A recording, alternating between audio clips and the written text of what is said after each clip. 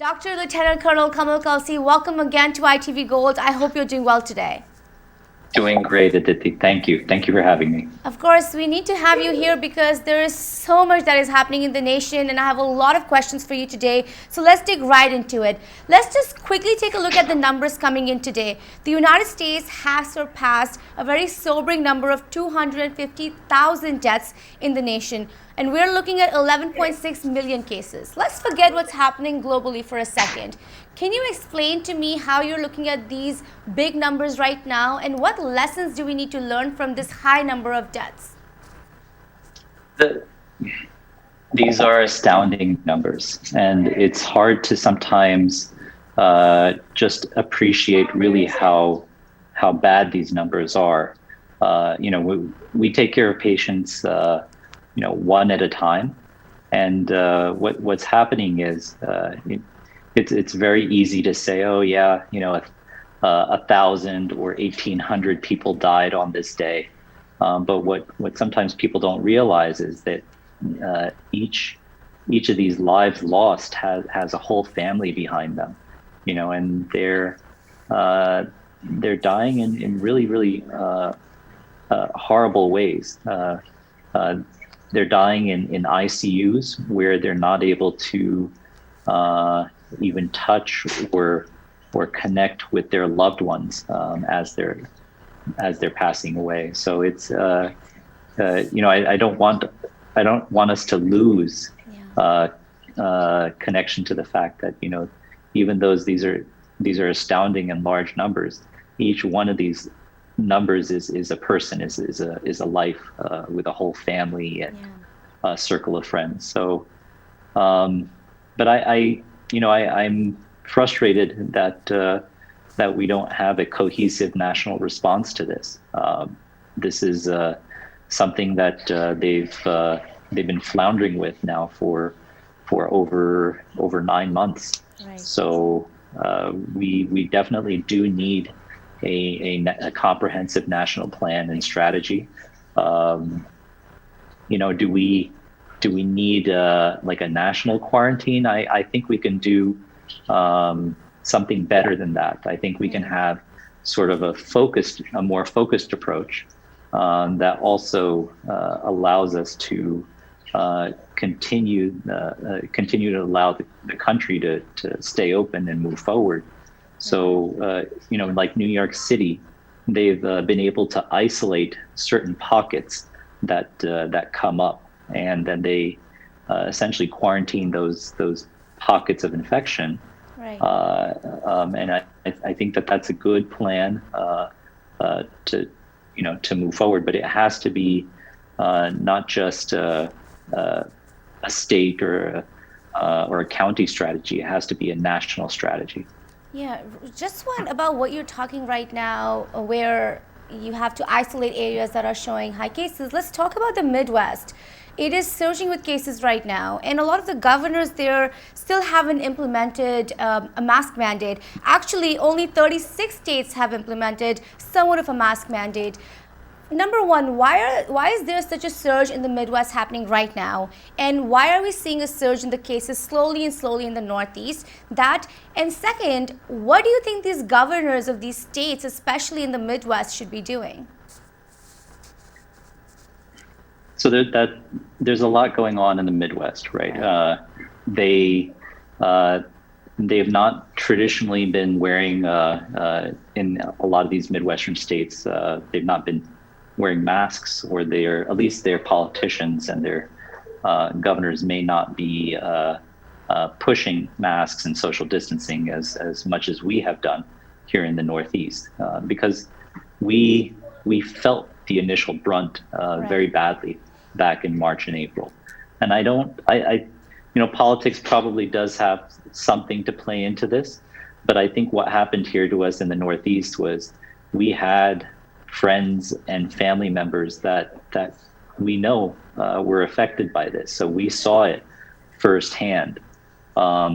People in the Midwest and other parts of the country only saw it on the news. So, they were one step sort of removed from the reality of the situation.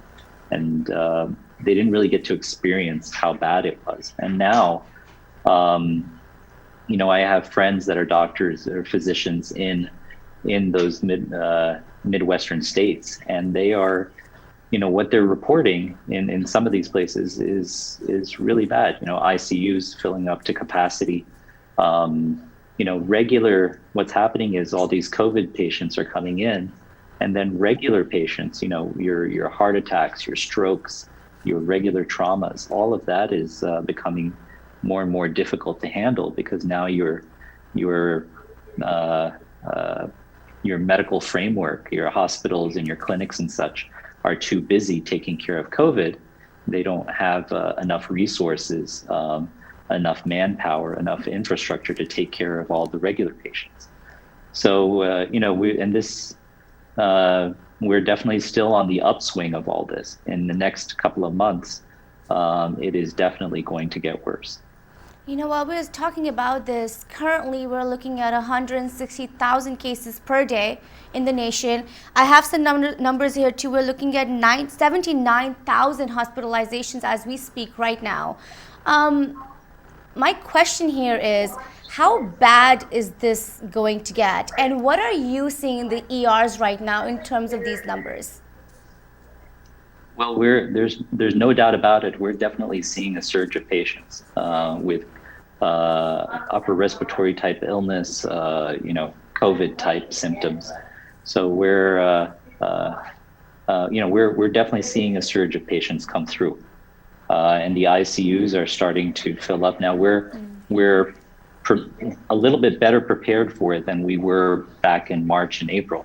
At least we have adequate PPE now. We have upstaffed the hospitals.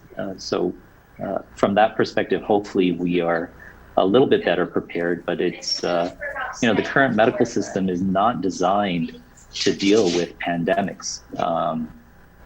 That is not what we were designed to deal with. So we're definitely fighting an uphill battle. So we need help. And the help that we need is for people to continue to social distance, for people to continue to wear masks. These are very, very simple and basic things that will help reduce the infection burden as we deal with this pandemic over the next few months. Do you foresee running out of PPE or ventilators and beds? What is the status of that, at least where you're working? Where we are working in New Jersey and New York, we are actually okay with PPE right now. So I'm not afraid of us running out of PPE, but I am worried about us running out of potentially hospital beds and space to take care of patients. I hope we don't get there, but that's a real possibility. We're trying to sort of figure out what we're going to do. I think what will happen is that like happened back in the spring, we are going to have to open up non-traditional areas to take care of patients.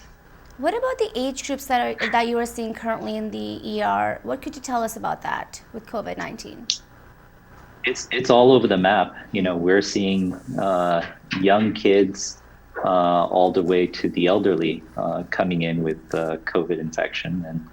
And aside from the ER, I also work in the primary care, urgent care setting, and we're just seeing a tremendous number of people come through with COVID infections. And sometimes, a lot of the time, actually, they have very minimal symptoms or may not have any symptoms. So you may have come into contact with somebody and you may just be a carrier and you may not realize it. So that's why it's really important for us to continue to do the social distancing and wear masks, because even though you personally may not get sick, you don't want the person that is immunocompromised or an elderly person with multiple medical problems to potentially get sick. While we're speaking on this, New York City public schools have gone shut. We're also hearing about the fact that maybe indoor dining will be shut in a week or two. Gyms may be closed in a week or two. The Northeast was badly hit in the beginning of this pandemic. We were the epicenter.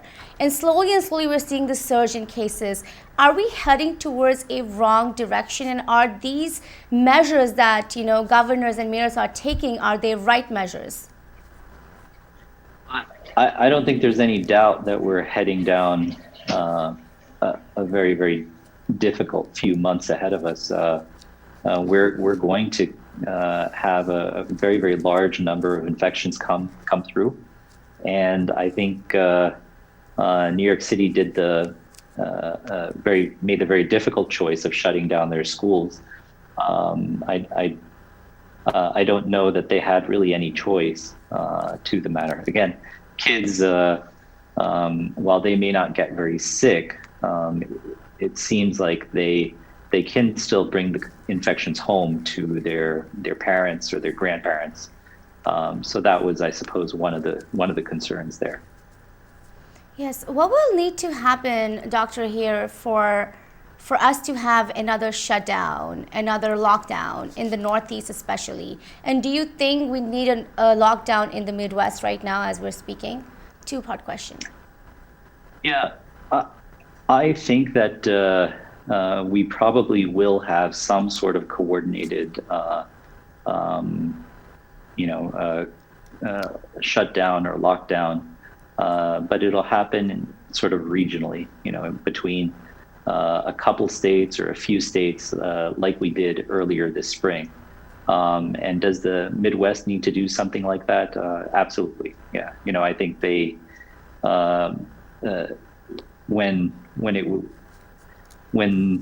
it was studied in terms of the types of areas that are super spreaders, I think a number of research studies found that bars and restaurants where people are sort of packed in tightly end up having a huge impact, in terms of spreading virus compared to other venues. So, I think there is a way to open restaurants responsibly, as long as people are sort of spaced out, and especially if it's outdoors. But indoor dining and bars where people are packed tightly together is just a huge public health risk. And I can understand the other side of the argument where people feel like it is infringing upon their freedoms, that they have a freedom not to wear the mask. But I think that that's a baseless argument, because if you want to drive a car, you agree to certain rules and regulations, and that's the only time you get the license to drive the car. You have to wear your seatbelts. You have to wear shoes and clothing out in public. Where a lot of businesses may not allow you in their business. Right. So there's so many examples of that type of thing. When you want to ride your bicycle, you're expected to wear a helmet, for example. So there's lots of really good arguments for why we should be wearing masks. But the best argument is, you do it for your friends and your family and for your neighbors, so that they don't get sick. And this is really about our community writ large, regardless of politics. We're one big American community. Yes, and as a matter of fact, CDC even says that, the mask helps the wearer and people around it. It is, one of the biggest institutions here that is handling this infectious disease, that we can definitely learn from. And just talking about CDC, today they released another guidance for Thanksgiving, discouraging people to travel. So this brings me to one of the biggest questions of the hour, which is Thanksgiving, which is coming up next week. What is your opinion on it? I know there's a limit gathering of 10 people per household, but say somebody is having a gathering with 12 or 15 people. What do you say to them? It's tough. It's really tough, because it's a family gathering, and I know it's tradition for people to get together during the holidays. But I think we have to take a harder stance at this and do the right thing. So I think it's important that that families limit to whatever the state or CDC guidance is, and limit their congregations to less than 10 people. I know that for many households, especially in my household, 10 people, that's just like, that's our core family.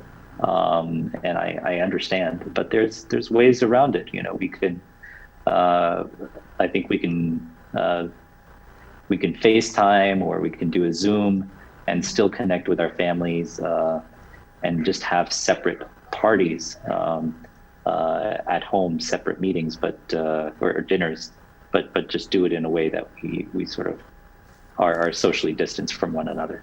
What if all the members coming to the Thanksgiving dinner have all tested negative? Do you recommend them still to gather around in a big number? I think that gives you a false sense of security. You know, if you, first off, no test is perfect, right? So you know, you may have a test that is 95 or 98% accurate, but those 2 to 5% of patients may still be positive. You know, so no test is perfect. So that's one issue. The other issue is obviously you may test negative today, and your Thanksgiving dinner may not be until, you know, 5 days from now or 3 days from now. And are you going to like strictly quarantine yourself for those next whatever number of days until the dinner? Most people will not. And so you could catch the virus the day before the dinner, and then you can end up infecting everybody. So, you know, caution and common sense caution says that you limit the amount of people at the dinner. Yeah, I think that's very important advice. I hope the audience is listening to it. Let's now talk about vaccine real quick, because there has been so much news this week on Pfizer and Moderna, both giving almost 94%, 94%, 95% efficient vaccine. My question to you is, do you know how many candidates are a part of it, number one? Number two, what do we need to learn from these vaccines right now that are being built? Yeah, I know there's a number of vaccine companies competing to come out with their vaccines. The Pfizer vaccine needs super low cold storage units, something that's not typically available. You have to especially get those super cold storage freezers. And I believe the Moderna vaccine doesn't have that type of a requirement. It just needs your regular cold storage. You know, I have not had access to any of their data, so I can only take at face value what they say their efficacy rates are. I think it's important for them to release their data to the public, and so that we can make our informed decisions, so we can understand exactly you know, where they came up with those numbers in terms of effectiveness, and see exactly how many people they tested it on. You know, I personally don't know, but aside from those two other companies, there's lots of other companies that are coming out with vaccines. So I think we should figure out and make sure that this is a safe path forward before we ask the public to go ahead and jump into vaccinations. How do you compare the efficacy rate of COVID-19 vaccine that are being made in comparison to the flu vaccine or the vaccine for measles, chickenpox? Is this rate a good rate to have in the trial? Yeah, I mean, if it's true, Right. if it's true that it's a 95% effectiveness in terms of preventing COVID-19 infection and transmission, that is really, really great in comparison to other vaccines, some of the other vaccines. I mean, in any given year, the flu vaccine is, somewhere between 50 and 70% effective, because they have to guess, almost a year in advance as to where, what that flu is going to look like in order to fight it. So it, if it ends up being true, I think that'd be wonderful. But we have to look at the numbers and look at the data, and we're hoping that they can give us transparency with how they came up with those numbers. And how important do you think is it for us to get the flu shot? I would just like for you to reach out to audience on that. Oh, I think it's really important that you get your flu shot, because it'll help prevent those infections this year. And what we're experiencing as a nation is a surge of COVID cases come through. What we don't want on top of that is another surge of flu cases on top of that, because the system is not designed to handle this many patients. So we want to reduce the amount of infections, generally speaking. So if you get your flu vaccine, it'll hopefully help prevent not just you getting the flu, but also help prevent the transmission of influenza. I just have a couple of questions left here. The first one has to be about the at high risk patients that we see in the South Asian population. I know I always ask you a question on that, but where are you seeing these at high risk patients right now with the surge of cases, and what's your biggest advice to them?